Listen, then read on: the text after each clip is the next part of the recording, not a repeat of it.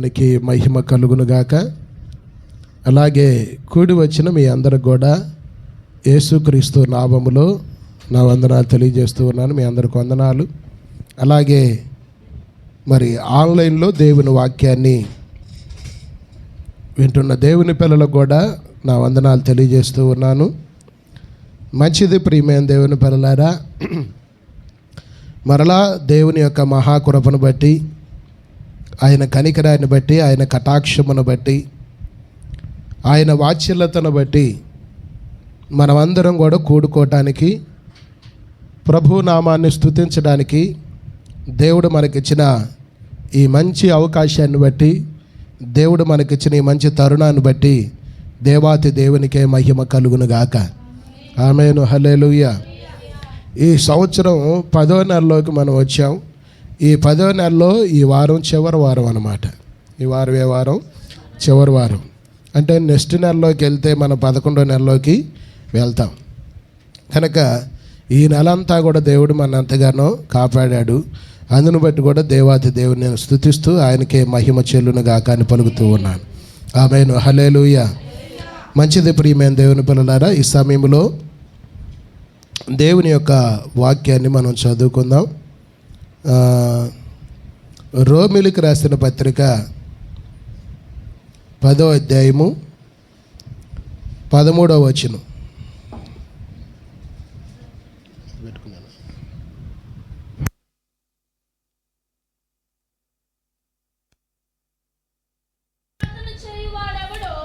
ప్రభు నామమును బట్టి ప్రార్థన చేయవాడు ఎవడో వాడు రక్షింపబడును. చాలు. ప్రభు పేరట ప్రార్థన చేసే ప్రతివాడు ఏం చేయబడతాడంట? రక్షింపబడతాడంట. దేవునికి స్తోత్రం కలుగునుగాక. ఆమేను. హల్లెలూయా. ఈ మాట రోమీలో ఉన్న సంఘానికి పౌలయ్య గారు చెబుతూ,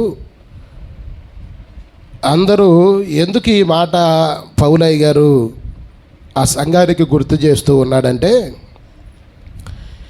ఇంకా అనేకులు ఏం చేయాలంట? దేవుని నామం పేరట ప్రార్థన చెయ్యాలంట.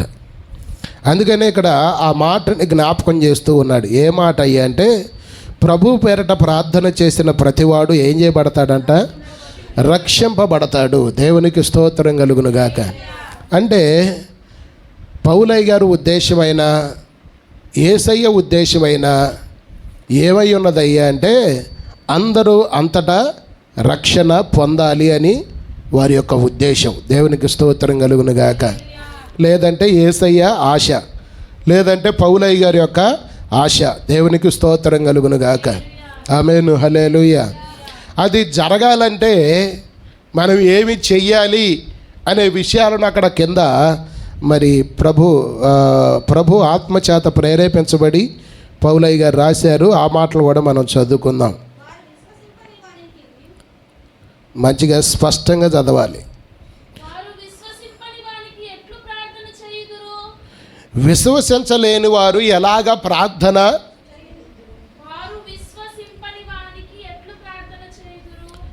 వారు విశ్వసించకపోతే, అంటే ఎవరిని విశ్వసించకపోతే? దేవుణ్ణి విశ్వసించకపోతే వాళ్ళు ఎలాగ ప్రార్థన చేయుదురు?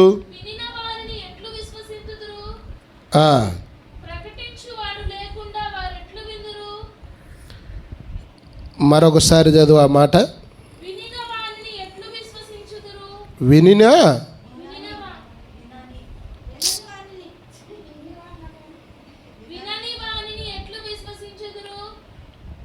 అసలు వినకపోతే, వాళ్ళు విశ్వసించకపోతే, వినకపోతే వాళ్ళు ఎలాగ ఏం చేస్తారంట? అబ్బా, మీరు అందరూ మామూలు చదువులుగా చదివింది. చదువుకున్నోడు కన్నా సాకులోడు మేలని ఊహంలా పెద్దలు. దేవుని స్తోత్రం కలుగునుగాక. ఆమేను. హల్లెలూయా. అక్కడ మంచిగా చదువు ఆ మాట. తాము విశ్వసింపని వానికి ఎలాగ ప్రార్థన చేయుదురు అంటే, దేవునికి ప్రార్థన చేయాలంటే మొట్టమొదటిగా జనాలు ఏమై ఉండాలంటే దేవుణ్ణి విశ్వసించేవారై ఉండాలి. దేవునికి స్తోత్రం కలుగునుగాక. ఆమేను. హల్లెలూయా. దేవుని విశ్వసించకపోతే ఎవరో కూడా ప్రార్థన చేయడం అనేది అసాధ్యము, అది సాధ్యపడదు. అందుకనే మొదటగా వాళ్ళు విశ్వాసంతో ప్రార్థన చేయాలంటే వాళ్ళకి మనం ఏం చెప్పే వాళ్ళకు ఉండాలంట. అక్కడ కింద ఉంది చూడండి ఆ మాట, మంచిగా చదవాలి. అసలు వినకపోతే వాళ్ళు ఎలాగ వాళ్ళు విశ్వసిస్తారు? చదవాలి. ప్రకటించేవారు లేకపోతే వారు ఎలాగ విందురు? ప్రకటించేవారు పంపబడిన ఎడల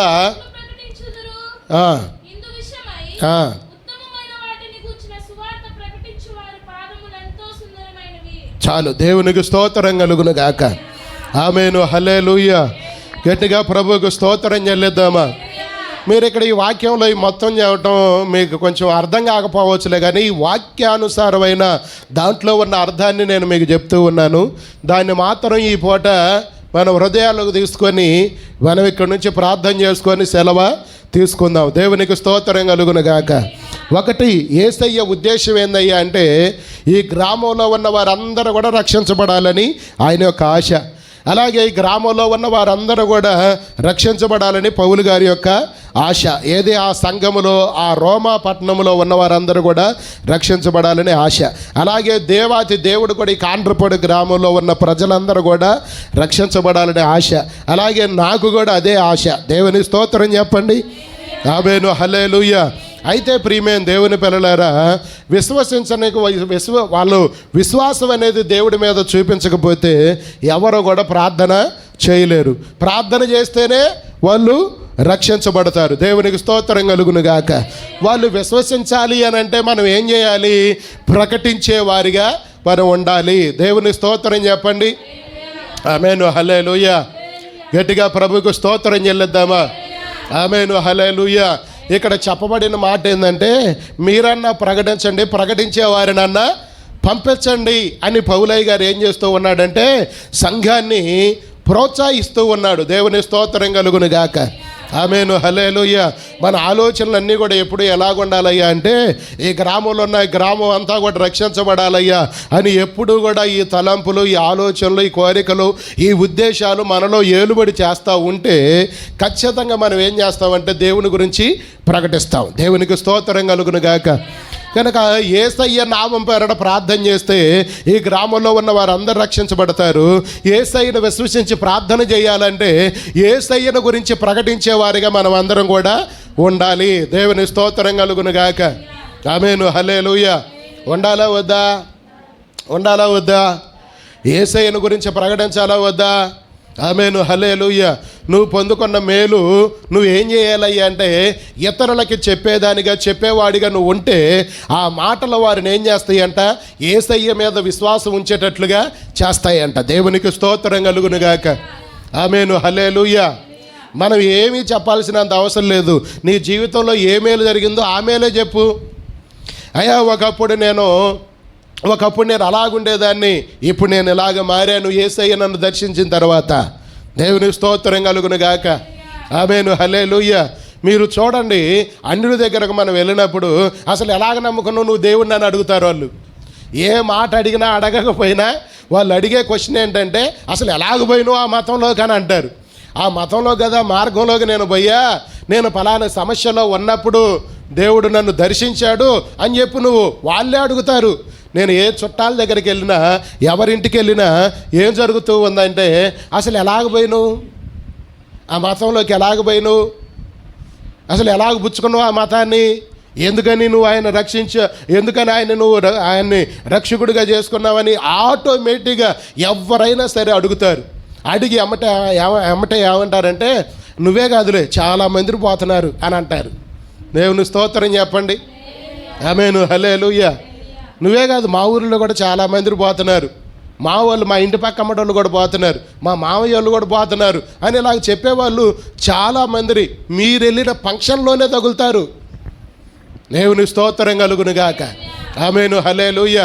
అప్పుడు మనం ఏం చేయాలయ్యా అంటే మనము దేవుని దగ్గర నుంచి ఏదైతే పొందుకున్నామో అది మాత్రం వాళ్ళకి చెబితే చాలు.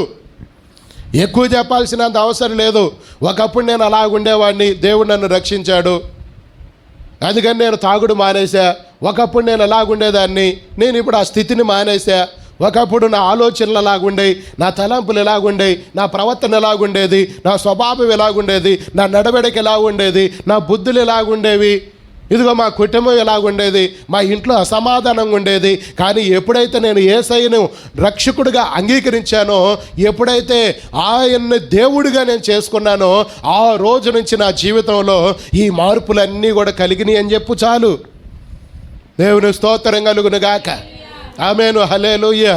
ఏదో చెప్పాలంటే మాకేం అర్థమైంది అయ్యారు, బైబిలే చదవటం మాకు రాదు, బైబిల్లో ఎక్కడున్న ఏ రెఫరెన్సులు ఎక్కడెక్కడ ఉన్నాయో చెప్పటమే మాకు తెలియదు అని మీరు అనొద్దు. ఆ మాట మనం వాడకూడదు, ఆ పదాన్ని మనం వాడకూడదు. దేవుని స్తోత్రం కలుగును గాక. ఎందుకంటే ప్రియమైన దేవుని పిల్లలారా, ఈ గ్రామం అంతటిని ఏం చేయాలనుకుంటూ ఉన్నాడంటే దేవుడు ఈ గ్రామంలో ఉన్న ప్రజలందరిని కూడా రక్షించాలని ఆయన కోరుకుంటూ ఉన్నాడు. దేవునికి స్తోత్రం కలుగును గాక. ఆయన కోరికకి, ఆయన ఉద్దేశాలకు, ఆయన ప్రణాళికలకు మనం కూడా లోబడి మనం ఏం చేయాలయ్యా అంటే, వాళ్ళు ప్రార్థించేటట్లుగా మనం ఏం చేయాలంట, ప్రకటించేవారిగా మనము ఉండాలి. దేవునికి స్తోత్రం కలుగును గాక. ఏం ప్రకటిస్తావయ్యా అంటే, నీవు ఏవైతే దేవుని దగ్గర నుంచి పొందుకున్నావో ఆ విషయాలనే నువ్వు ప్రకటించే వ్యక్తిగా నువ్వు ఉంటే, ప్రకటించే ఒక విశ్వాసిగా నువ్వు ఉంటే, ఖచ్చితంగా ఆ మాటలను బట్టి దేవుడు ఏం చేస్తాడంట, కార్యాలను దేవుడు చేస్తాడు. దేవునికి స్తోత్రం కలుగును గాక. ఒకప్పుడు ఆమె ప్రార్థనకి వెళ్తే కార్యం జరిగింది కదా, లేదంటే ఒకప్పుడు అతను వెళ్తే ప్రార్థనకి వెళ్తే కార్యం జరిగింది కదా, నేను కూడా ఆ దేవునికి ప్రార్థన చేసి చూద్దాము. దేవునికి స్తోత్రం కలుగును గాక. నేను కూడా ప్రార్థన చేసి చూద్దాము, నేను కూడా ఆరాధిద్దాము, నేను కూడా ప్రార్థన చేస్తాను, నేను కూడా ఆ దేవుని వైపు చూస్తాను అనే ఒక ఆలోచన వాళ్ళకు పుట్టాలంటే మనం ప్రకటించేవారిగా మనం ఉండాలి. దేవునికి స్తోత్రం కలుగును గాక. ఆమేను, హల్లెలూయా. అది ఇంట్లో నీకు ఇచ్చిన బిడ్డలా అయితే వాళ్ళకు కూడా నువ్వు చెప్పాలి, వాళ్ళకు కూడా ప్రకటించాలి. నీకు ఇచ్చిన కోడల ఆమెకు కూడా ప్రకటించాలి, నీకు ఇచ్చిన కొడుక వాళ్ళకు కూడా ప్రకటించాలి, నీకు ఇచ్చిన మనవరాల వాళ్ళకు కూడా నువ్వేం చేయాలి, నీ దేవుని గురించి నువ్వు ప్రకటించాలి. దేవునికి స్తోత్రం కలుగును గాక. అలా ప్రకటించగా దేవుడు ఏం చేస్తాడంటే, ఏదో ఒక రోజు తన కార్యాన్ని దేవుడు జరిగిస్తాడు. దేవునికి స్తోత్రం కలుగును గాక. వాళ్ళకి ఏదో ఒక రోజు శ్రమ వచ్చింది, వాళ్ళకి ఏదో రోజు కష్టం వచ్చింది, వాళ్ళకి ఏదో రోజు ఇబ్బంది వచ్చింది, ఏదో రోజు వాళ్ళకి శ్రమ వచ్చింది, ఏదో రోజు కృంగిపోతారు, ఏదో ఒక రోజు నలిగిపోతారు. ఆ రోజు నువ్వు చెప్పిన మాటలు వాళ్ళకి ఖచ్చితంగా దేవుడు గుర్తు చేస్తాడు. దేవునికి స్తోత్రం కలుగును గాక. ఆమేను, హల్లెలూయా. అలా కాదండి నేను రక్షించబడ్డది, అలా కాదా మీరు రక్షించబడ్డది, అలా కాదా ఇప్పుడు విశ్వాసులుగా ఉన్నవారందరూ కూడా, ప్రపంచంలో ఉన్నవారందరూ కూడా విని విశ్వాసం పొంది విశ్వాసంతో ప్రార్థన చేసి రక్షించబడిన వాళ్ళే అందరూ కూడా. దేవునికి స్తోత్రం కలుగును గాక. ఆమేను, హల్లెలూయా. అందుకనే ప్రియమైన దేవుని పిల్లలారా, మనం ప్రకటించేవారిగా దేవుని సన్నిధిలో మనం ఉండాలి. ఎందుకంటే ఇక్కడ ఒక మాట ఉందో చూడండి, అదే 10వ అధ్యాయంలో 14వ వచనంలో ఒక మాట ఉందో చూడండి. ఆ మాట కూడా చదవండి. ఏ విధము చేతనైనను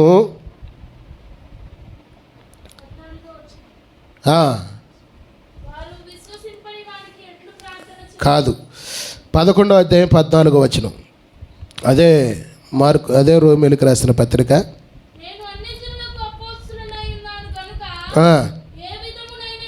ఏ విధమునైనను నా రక్త సంబంధులకు నేను రోషం పుట్టించి దేవునికి స్తోత్రం కలుగును గాక. ఆమేను, హల్లెలూయా. మీరు చూడండి, ఎవరి రక్త సంబంధుల కోసం పౌలయ్య గారు పోరాడుతూ ఉన్నారంట, ఎవరిని రక్షించాలని పోరాడుతూ ఉన్నాడంట. వారికి సంబంధించిన, ఎవరికి సంబంధించిన రక్త సంబంధికులను, పౌలయ్య గారికి సంబంధించిన రక్త సంబంధికులను ఏ విధము చేతనైనను వారిని నేనేం చేయాలంటూ ఉన్నాడు, రోషము పుట్టించి వారిలో కొందరినైనను రక్షింపవలనని నా పరిచర్యను నేనేం చేస్తూ ఉన్నాను, ఘనపరుస్తూ ఉన్నాను. దేవునికి స్తోత్రం కలుగును గాక. ఆమేను, హల్లెలూయా. దేవుడు పౌలయ్య గారికి ఇచ్చిన పరిచర్య ఏంటి? దేవుడు పౌలయ్య గారికి ఇచ్చిన పరిచర్య ఏంటండి? సువార్త పనే, సంఘాలు కట్టే పనే, దేవుడి కార్యాలు చేసే పనే. ఆ పరిచర్యను ఏం చేస్తూ ఉన్నాడంట? వాళ్ళ ముందు ఏం చేస్తూ ఉన్నాడంట? ఘనపరుస్తూ ఉన్నాడంట. దేవునికి స్తోత్రం కలుగును గాక. అంటే దేవుడు చేసిన కార్యాలు, దేవుడు చేసిన పరిచర్య, దేవుడు చేసిన గొప్ప కార్యాలు అతని రక్త సంబంధికుల మధ్య ఏం చేస్తూ ఉన్నాడంట? ఆ కార్యాలను గొప్పగా ప్రకటిస్తూ ఉన్నాడంట. ఎందుకని అంటే వారిని రక్షించాలని. దేవునికి స్తోత్రం కలుగును గాక. ఎవరిని రక్షించాలని? నీ దేవుడి గురించి ఎప్పుడైనా గొప్పగా చెప్పుకున్నావా? బంగారం కొంటే గొప్పగా చెప్పుకుంటావు కదా. దేవుని స్తోత్రం చెప్పండి, అవునా కాదా? బంగారం కొనుక్కున్నాం అనుకో, ఈ బంగారం కొనుక్కున్నాం అన్న సంగతి ఎంతమందికి తెలియాలని చెప్పుకుంటూ, అది ఎవరి గురించి అంటే మనకు మనం గొప్ప చేసుకోవటం అన్నమాట. దేవుని స్తోత్రం చెప్పండి. నందిగాలో ఒక ప్లాట్ కొన్నాం అనుకో, అసలు మనం అడగకపోయినా చెబుతారు ప్లాట్ కొన్నాం మొన్నే. ఎన్ని లక్షలైంది? సెంటు 20 లక్షల లెక్క కొన్నా, మొత్తం ఎంత అయింది? 50 లక్షలు. అంటే మనం ఏంది ఆశ్చర్యపోవాలని. దేవుని స్తోత్రం చెప్పండి. అపార్ట్మెంట్లో నేను ఏం చేసా, ఒక ప్లాట్ కొన్నానని అంటారు. ఇలా గొప్పలు చెప్పుకునే వాళ్ళు ఎక్కువగా ఉంటారు. నేనేమన్నానంటే దేవుడు మన పట్ల చేసిన కార్యాలను మనం గొప్పగా చెప్పాలి. దేవునికి స్తోత్రం కలుగును గాక. అందుకనే దేవుడు ఏమన్నాడంటే నన్ను గణపరచు వారిని నేను గణపరుస్తాను అని అన్నాడు. ముందు నిన్ను నువ్వు గణపరచుకోవడం కాదు, దేవుడు నిన్ను గణపరచడం మొదలు పెడితే తరతరాలు మనం చనిపోయినా ఇప్పటికీ దావీదు గురించి చెప్పుకుంటున్నామంటే ఏంది? దావీదు ఎలాగున్నాడు అంటే దేవుడిని గణపరిచేవాడిగా ఉన్నాడు. ఇప్పటికీ ఆయన గురించి చెప్పుకుంటున్నాంగా. ఇప్పటికీ ఆయన విగ్రహం ఇశ్రాయేలు దేశంలో ఉంది కదా. దేవుని స్తోత్రం చెప్పండి. ఆమేను, హల్లెలూయా. మనము దేవుణ్ణి గణపరిచేవారిగా, దేవుని కార్యాలను గణపరిచేవారిగా మనం ఉండాలి. ఆమేను, హల్లెలూయా.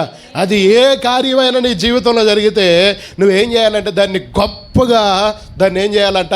చిత్రీకరించి నువ్వు చెప్పాలి. దేవునికి స్తోత్రం కలుగును గాక. ఆమేను, హల్లెలూయా.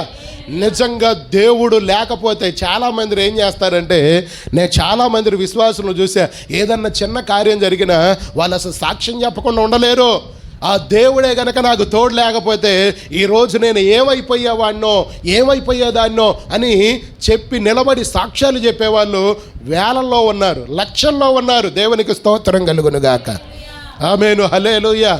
అలాగ దేవుడి కార్యాలు మనం ప్రకటించేవారిగా ఉంటే, అలాగ దేవుని కార్యాలను మనం వివరించేవారిగా ఉంటే ఖచ్చితంగా దేవుడు మన ద్వారా మన రక్త సంబంధికులనే కానీ, లేదంటే మన చుట్టుపక్కల ఉన్న వారినే కానీ మనం ఏం చేయగలుగుతామంట?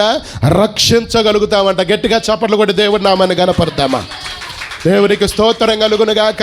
రక్షించాలి, మనం రక్షకులము మనం. ఆమేను, హల్లెలూయా. గట్టిగా ప్రభుకు స్తోత్రం చెల్లిద్దామా? ఆమేను, హల్లెలూయా. మన దేశ సరిహద్దుల్లో కొంతమంది సైనికులు ఉంటారు కదా. అది మన దేశానికి సంబంధించిన సైనికులు వాళ్ళు. మనమైతే ఎవరి సైనికులు చెప్పండి? యేసయ్య సైనికులము. ఆమేను, హల్లెలూయా. ఎవరి సైనికులు? మనం యేసయ్య సైనికులం. దేవునికి స్తోత్రం కలుగును గాక. ఆమేను, హల్లెలూయా. ఆయన రాజ్యానికి మనం అందరం కూడా ఎలాంటి వారమై ఉన్నామంటే కావిలి వారమై ఉన్నాం, రక్షకులమై ఉన్నాం మనం. ఆమేను, హల్లెలూయా. దేవుని నామానికి మహిమ కలుగును గాక. అలాగా ప్రియమైన దేవుని పిల్లలారా, అనేకులు రక్షించబడాలనే ఒక ఆశ మనకు ఉండాలి. మన ఇంటి పక్క అమ్మటోళ్ళు రక్షించబడాలని మనకు ఆశ ఉండాలి. మన ఎదురింటోళ్ళు రక్షించబడాలని ఆశ ఉండాలి. మన గ్రామంలో ఉన్న ప్రజలు రక్షించబడాలని ఆశ ఉండాలి. మన గ్రామంలో ఉన్న అధికారులు, నాయకులు రక్షించబడాలని మనకు ఆశ ఉండాలి. దేవునికి స్తోత్రం కలుగును గాక. ఇప్పటికే 10 సంవత్సరాల నుంచి 11 సంవత్సరాలు 12 సంవత్సరాలు అవుతూ ఉన్నాయి కదా.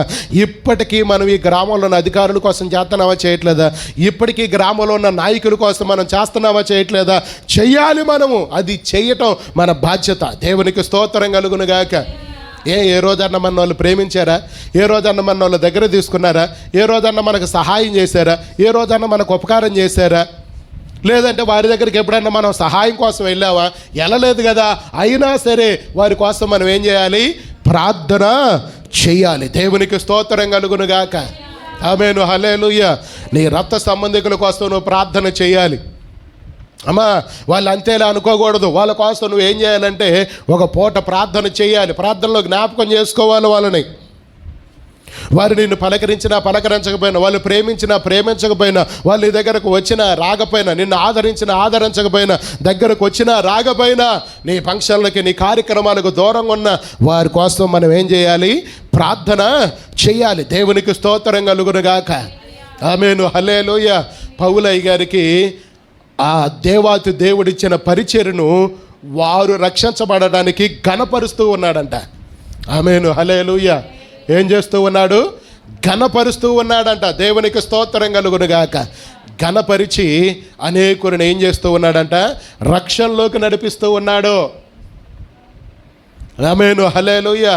రక్షణలోకి నడిపిస్తూ ఉన్నాడు. ఎవరినన్నా రక్షించకపోతే మనకి ఎలాగుండాలంటే బాధ కలగాలి. చెప్పండి, ఏం కలగాలి?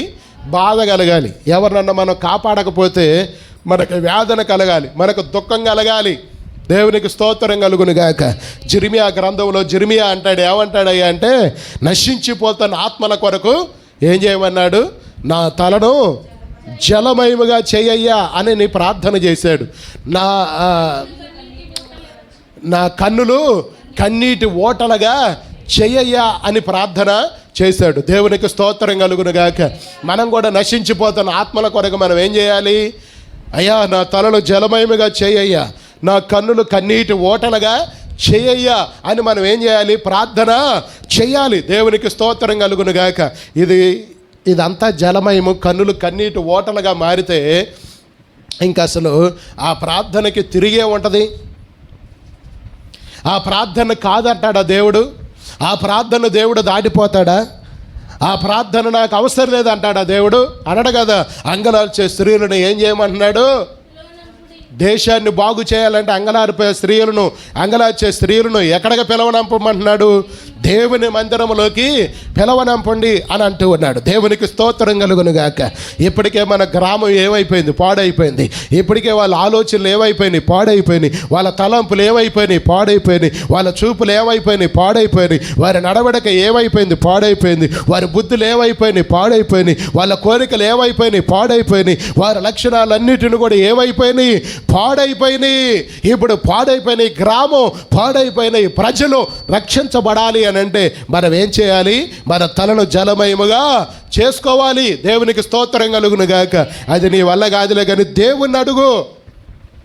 అది నా వల్ల కాదులే కానీ దేవుణ్ణి అడుగుదా మనం అందరం కలిసి. అయ్యా నా తలను జలమయముగా చేయి, నా కన్నులు కన్నీటి ఓటలుగా చేయి, నా గ్రామం బాగుపడాలయ్యా, నా గ్రామంలో ఉన్న ప్రజలు రక్షించబడాలయ్యా, నా గ్రామంలో ఉన్న అధికారులు రక్షించబడాలయ్యా, నా గ్రామంలో ఉన్న నాయకులు రక్షించబడాలయ్యా, నా గ్రామంలో ఉన్న యవనస్తులు రక్షించబడాలయ్యా, నా గ్రామంలో అనేకమైన అయ్యా వ్యర్థమైన అలవాట్లకు, వ్యర్థమైన వ్యసనాలకు బానిసయ్యారయ్యా, వారిని నేను రక్షించాలి. రక్షించడానికి కావలసినంత ప్రార్థన ఆత్మను నాకు ఇవ్వు నాయనా అని మనం ఏం చేయాలి? అనుదినము దేవుని సన్నిధిలో ప్రార్థన చేయాలి మనం. దేవునికి స్తోత్రం కలుగునుగాక. ఆమేను, హల్లెలూయా. అలాగ మనం ప్రార్థన చేసినప్పుడు, అలాగ మనం కన్నీరు గార్చినప్పుడు, అలాగ మనం రోధించినప్పుడు, అలాగ మనం దేవుని కొరకు ప్రకటించేవారిగా మనం ఉన్నప్పుడు దేవుడి కార్యాలు ఎందుకు జరగవు? దేవునికి స్తోత్రం కలుగునుగాక. ఆమేను, హల్లెలూయా. మనం అనుకుంటాం అక్కడ బాగా జరుగుతున్నాయి కార్యాలు, ఎక్కడ బాగా జరుగుతున్నాయి, ఆ సంఘంలో బాగా జరుగుతున్నాయి. మీరు ఆ సంఘాలకు వెళ్ళి చూడండి. అక్కడ 24 గంటలు ప్రార్థనలు చేసే వాళ్ళు ఒక గుంపు ఉంటారు. ఆ సంఘంలో సహకరించే ఒక గుంపు ఉంటారు. మీటింగులకు సహకరించే గుంపు ఉంటారు. గుంపులు నింపే గుంపు ఉంటారు. దేవునికి స్తోత్రం కలుగునుగాక.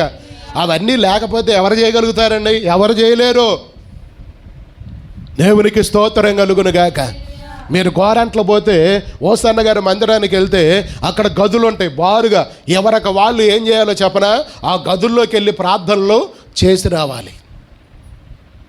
ఆ గదిలోకి వెళ్ళి ప్రార్థన చేసి రావాలి. ఎవరికి వాళ్ళు అక్కడున్న పరిచారకులు కానీ, అక్కడున్న సేవకులు కానీ, అక్కడ తయారవుతున్న సేవకురాళ్ళు కానీ వాళ్ళు ఏం చేయాలంటే పలానా టైంలో నువ్వు వెళ్ళి వాళ్ళు ఒక దాన్ని ఏం చేస్తారంటే లిస్ట్ ఒకటి పెడతారనమాట. ఒక టైం టేబుల్ ఒకటి పెడతారు. ఆ టైం టేబుల్లో వాళ్ళు వెళ్ళి ఏం చేయాలి? అక్కడ ప్రార్థన చేయాలి. దేవునికి స్తోత్రం కలుగునుగాక. ఆ టైం టేబుల్ ప్రకారం అక్కడికి వెళ్ళి ప్రార్థన చేయాలి. 1 గంట 2 గంటల 3 గంటల వాళ్ళకి ఎంత సమయం ఇస్తే అంత సమయం ఆ గదిలోకి వెళ్ళి, ఇంకెవరు ఉండరు ఆ గదిలో, వీళ్ళు ఒక్కళ్ళే ఉంటారు, ఆ గదిలోకి వెళ్ళి ప్రార్థన చేయాలి. దేవునికి స్తోత్రం కలుగును గాక. ఇంకా మన పరిచర్య కుంటిగా ఉండటానికి, లేదంటే కుంటిపడటానికి, లేదంటే ఇంకా డెవలప్ అవ్వకపోవడానికి కారణం ఏంటంటే మనమే కారణం అని దేవుని సన్నిధిలో మనం ఒప్పుకోవాలి. దేవునికి స్తోత్రం కలుగును గాక. ఆమేను, హల్లెలూయా.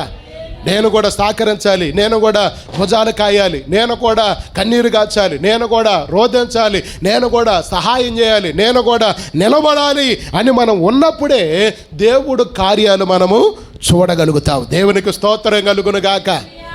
దేవుని కార్యాలు అప్పుడు ఖచ్చితంగా మనం చూస్తాం.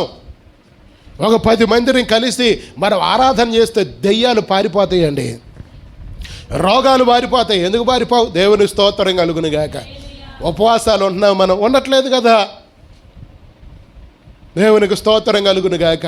కొన్ని సంఘాల్లో ఎలాగుంటాయంటే ఉపవాస ప్రార్థనలు జరుగుతూనే ఉంటాయి. ఈ వారం ఒకళ్ళు అనుకుంటారు, ఈ వారం ఒకళ్ళు అనుకుంటారు, ఈ వారం ఒకళ్ళు అనుకుంటారు. అలాగా కొన్ని సంఘాల్లో జరుగుతూ ఉన్నాయి. జరగబట్టే అక్కడ దేవుని కార్యాలు కూడా అలాగే జరుగుతూ ఉన్నాయి. దేవునికి స్తోత్రం కలుగును గాక. ఆమేను, హల్లెలూయా. కనుక ప్రియమైన దేవుని పిల్లలారా, మన గ్రామంలో, మన పట్టణంలో, లేదంటే ఈ నియోజకవర్గంలోనే, లేదంటే ఈ మండలంలోనే ఎంతోమందిని రక్షించబడవలసి ఉన్నది. వారు ఎవరి నామంలో ప్రార్థన చేస్తే రక్షించబడతారు? యేసు నామములో ప్రార్థన చేస్తే రక్షించబడతారు. అయితే వాళ్ళు విశ్వసించడానికి, వాళ్ళకి ఈ దేవుడి గురించి ప్రకటించే వాళ్ళు లేరు. దేవునికి స్తోత్రం కలుగును గాక. కనుక మనం అందరం ఎలాగ మారిపోవాలండి? చెప్పాలి, మనమందరం కూడా చెప్పాలి. దేవుణ్ణి విశ్వసించేటట్లుగా మన జీవితంలో ఏవేవి కార్యాలు జరిగినాయో వాటన్నిటిని మనము దేవుని గురించి ఆ ప్రజల ఎదుట ప్రకటించే వారిగా మనము ఉండాలి. దేవునికి మహిమ కలుగును గాక. ఆమేను, హల్లెలూయా. ఇక్కడే మరొక చోట ఒక మంచి మాట రాయబడి ఉంది ప్రియమైన దేవుని పిల్లలారా. ఆ మాట కూడా మనం చదువుకుందామా? దేవుని సన్నిధిలో. హల్లెలూయా, హల్లెలూయా. దేవుని నామానికి మహిమ కలుగును గాక. పౌలయ్య గారు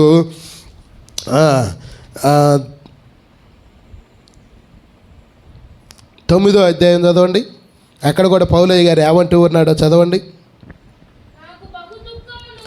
ఇదిగో నాకు బహు దుఃఖము. అందరూ ఆలకించాలి దేవుని మాటలు. హల్లెలూయా. నాకు బహు దుఃఖమును.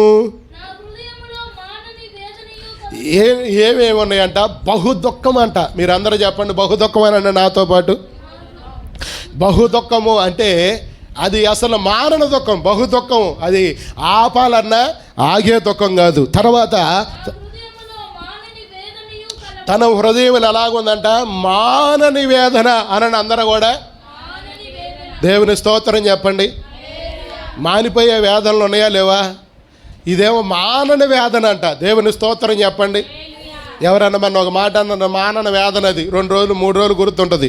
దేవుని స్తోత్రం కలుగును గాక. ఇలాగా 3 రోజులు 4 రోజుల తర్వాత 10 రోజులు, లేదంటే సంవత్సరం తర్వాత మీరు చూడండి, కొంతమంది కొట్టుకుంటారు కదా. అందరూ నా వైపు చూడండి. కొట్టుకున్నప్పుడు ఏం చేస్తారు? కేసులు పెట్టుకుంటారు. భార్యాభర్తలు కొట్టుకున్నప్పుడు ఏం చేస్తారు? కేసులు పెట్టుకుంటారు. ఇప్పుడు కేసులు పెట్టుకుంటే ఏం చేస్తారంటే వీళ్ళ హృదయాలకైన గాయాలు ఉంటాయి చూసారా, ఈ మానన వ్యాధన ఉందో చూసారా, ఇది మర్చిపోవడం కోసమని ఏం చేస్తారంటే వాళ్ళని రమ్మంటారు, వీళ్ళని రమ్మనరు. వీళ్ళు వచ్చి ఉదయం దాకా కూర్చుంటారు, సాయంత్రం పూట ఫోన్ చేసి వాళ్ళు రావట్లేదని అంటే పోయినాను అంటారు. ఇలాగ తిప్పి తిప్పి తిప్పి తిప్పి తిప్పి తిప్పి ఏం చేస్తారంటే అసలు వాళ్ళ మీదే వాళ్ళకి ఇసుకొచ్చేటట్టు కలగజేసి సమాధానపరుస్తారు. ఆ మానవ వేదన ఏమైపోయిందంట? కోర్టులోకి పోయినా కానీ ఏం చేస్తుంది? కోర్టు కూడా ఏం చేస్తుంది? భర్తను తిప్పిస్తూ ఉంటుంది, భార్యను తిప్పిస్తూ ఉంటుంది, అడుగుతూ ఉంటారు, కౌన్సిలింగ్ చేస్తూ ఉంటారు. కౌన్సిలింగ్ చేసి చేసి చేసి చేసి ఏం చేస్తారంటే వాళ్ళిద్దరిని కలిపేటట్టుగానే చేస్తారు తప్ప విడదీసే పనులు చేయరు. దేవుని స్తోత్రం చెప్పండి. ఆమేను, హల్లెలూయా. కానీ పౌలయ్య గారికి ఇలాంటి వేదనలు కాదంట, ఇది అసలు మానన వేదన అంట. దేవుని స్తోత్రం చెప్పండి. ఈ వేదన ఎలాంటిదంట? మాననది అనండి అందరూ కూడా. అసలు ఈ వేదన ఉండాలి మనకి, ఈ దుఃఖం ఉండాలి మనకి. మన ఇంట్లో ఎవరు రక్షించబడకపోయినా, ఇందాక పౌలయ్య గారు అన్నాడు కదా, నా రక్త సంబంధికులని రక్షించడం కోసం నాకు ఇచ్చిన పరిచయం నేను ఏం చేస్తున్నాను అన్నాడు, ఘనపరుస్తూ ఉన్నాను అన్నాడు. దేవుని స్తోత్రం కలుగును గాక. ఇక్కడ కూడా ఏమంటూ ఉన్నాడంటే, నాకు మానని దుఃఖము మానని బహు దుఃఖము మానని వేదన. దేవుని స్తోత్రం కలుగును గాక. ఆ మానని వేదన ఏందో చూద్దామా. క్రీస్తునందు నేను నిజమే చెప్పుచూ ఉన్నాను, అబద్ధం ఆడట్లేదంట. దీంట్లో అబద్ధమే లేదంట. పరిశుద్ధాత్మ యందు ఇదిగో పరిశుద్ధాత్మ దేవుడు కూడా తన మనస్సుకి ఏం చేస్తూ ఉన్నాడంట అంటే, తనలో బహు దుఃఖము మానన వేదన ఉందని పరిశుద్ధాత్మ దేవుడు కూడా తన విషయంలో తన మనస్సాక్షికి ఏం చెప్తూ ఉన్నాడంట, సాక్ష్యము చెప్తూ ఉన్నాడంట. దేవునికి స్తోత్రం కలుగును గాక. అంటే పరిశుద్ధాత్మ దేవుడు కూడా దాని విషయంలో సహకరిస్తూ ఉన్నాడు. తర్వాత సాధ్యమైన ఎడల అదిగో మీరు చదవండి. ఇక్కడ ఏంటంట, ఈ మాట మీరు పానీకూడదు, సాతాను తీసుకొని పోయింది. విత్తనాలు ఇత్తుటకు విత్తువాడు ఒకటి త్రోవ పక్కన, ఒకటి మంచి నేలలో, ఒకటి రాతి నేలలో, ఒకటి ముళ్ళ పొదల్లో. ఇప్పుడు మీరు ఎక్కడ వేసుకుంటారు? మంచి నేలలో వేసుకుంటారా? ఏ నేలలో వేసుకుంటారు? ఇదిగో మీరు చూడండి, నా బంధువుల్లో నా సహోదరుల కోసము అదిగో దేహ సంబంధులైన నా సహోదరుల కోసము నేను క్రీస్తునందు వేరయ్యి ఉండగోరుచు ఉన్నాడంట. దేవుని స్తోత్రం కలుగును గాక. ఆమేను, హల్లెలూయా. వాళ్ళు రక్షించకపోతే నాకెందుకు ఈ రక్షణ? క్రీస్తునందు వేరవ్వటానికి కూడా ఇష్టపడుతూ ఉన్నాడంట. దేవుని స్తోత్రం కలుగును గాక. అయ్యప్ప ప్రార్థన ఉద్యమాల్లో ఏమని చేస్తారంటే, ప్రార్థన, అయ్యా నా దేశాన్ని నేను రక్షించు, లేదంటే నా ప్రాణాన్నైనా తీసుకో అని ఏం చేస్తారంటే ప్రార్థనలు చేస్తూ ఉంటారు. ఏంది ఇట్లా చేస్తున్నారనిపించింది నాకు కొత్తలో పోయినప్పుడు. వాక్యం సరిగా నాకు తెలియనప్పుడు, సరిగా వాక్యము నాకు లోతైన అనుభవం తెలియనప్పుడు వినాలి, ఇటు చూడాలి. దేవుని స్తోత్రం కలుగును గాక. ఆమేను, హల్లెలూయా. ఇక్కడ ఏమనుకున్నాడో చెప్పనా, పౌలయ్య గారు అంత సేవ చేసి అన్ని సంఘాలు కట్టి అంతమంది రోగులను స్వస్థపరిచి సేవకులను తయారు చేసి వాళ్ళకి అప్పగించి ఆయన ఏమంటూ ఉన్నాడంటే, నా దేహ సంబంధులైన సహోదరుల కోసం నేనేమంటున్నాడు, క్రీస్తునందు వేరైపోవటానికి శాపగ్రస్తుని అవ్వటానికి చదువు.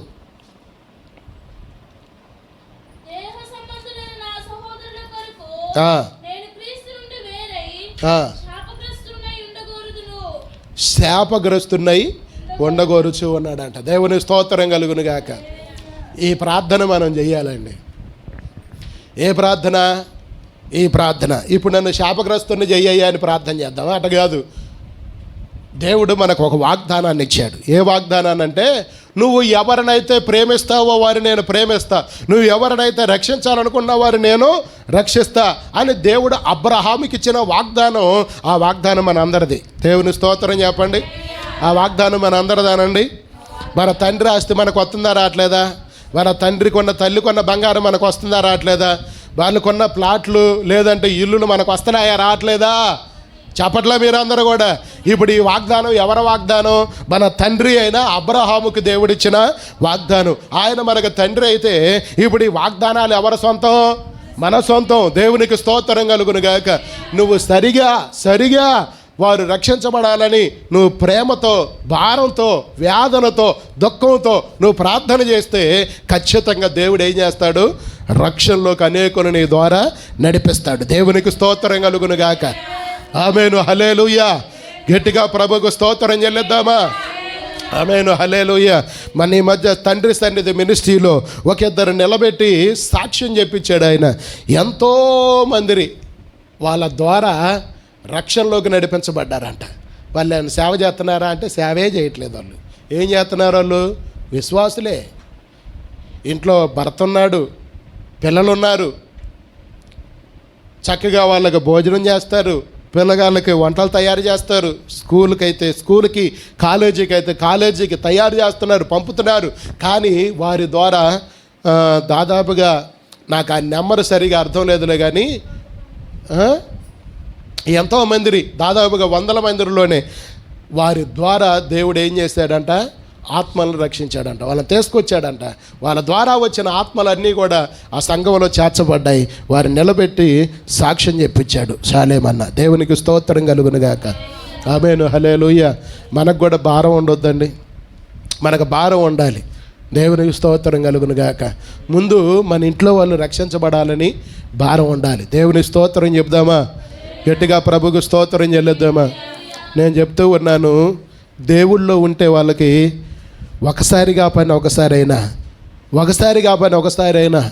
ఎప్పుడోకప్పుడు మార్పులు రావడానికి అవకాశం ఉంటుంది. దేవుని స్తోత్రం కలుగునుగాక. ఎప్పుడోకప్పుడు వాళ్ళ హృదయం మారడానికి అవకాశం ఉంటుంది, వాళ్ళ తలంపులు మారడానికి అవకాశం ఉంటుంది. వారి నడవడిక, వారి స్వభావం, వారి బుద్ధులు, వారి ఆలోచనల విధానాలు అన్నిటి కూడా ఆ పరిస్థితులన్నిటి నుంచి విడుదల పొందడానికి అవకాశం ఉంది. కానీ దేవుళ్ళలోనే లేకపోతే, అసలు వాళ్ళు దేవుని మందిరానికే రాకపోతే, అసలు దేవుడిని ఆరాధించేవారిగా కాకపోతే, దేవుడిని స్తుతించేవారిగా, ప్రార్థించేవారిగా అసలు కాకపోతే వారికి ఎవరు చెప్తారు? దేవుని స్తోత్రం చెప్పండి. ఇక్కడే ఒక మాటగా మనకు ఆశ్చర్యం ఉంది. చెప్పేవాళ్ళు లేకపోతే విశ్వసిస్తారా అని ఉంది కదా. చెప్పేవాళ్ళు కావాలి. ఆమేను, హల్లెలూయా, హల్లెలూయా. గట్టిగా ప్రభువుకు స్తోత్రం చెల్లిద్దామా?